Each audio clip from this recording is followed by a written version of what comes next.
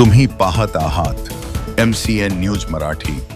खामगाव शहरातील रेणुका माता संस्थान जनुना येथे निसर्गरम्य वातावरणात फोटोग्राफर वेलफेअर असोसिएशनची वार्षिक आमसभा 10 ऑगस्ट रोजी पार पडली।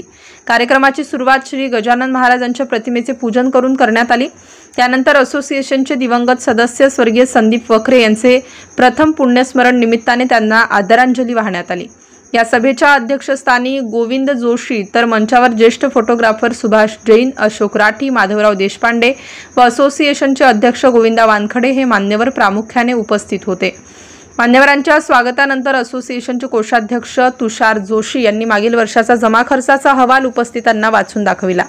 त्यानंतर अध्यक्षांच्या परवानगीने जुनी कार्यकारिणी बरखास्त करून नवीन कार्यकारिणीसाठी सर्वानुमते विजय खंडागळे यांची अध्यक्ष म्हणून तर उपाध्यक्षपदी नंदकिशोर ठाकरे यांची अविरोध निवड करण्यात आली।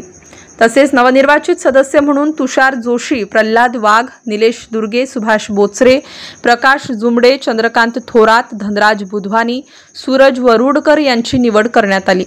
MCN न्यूज मराठीकरिता नंदकिशोर ठाकरे, खामगाव।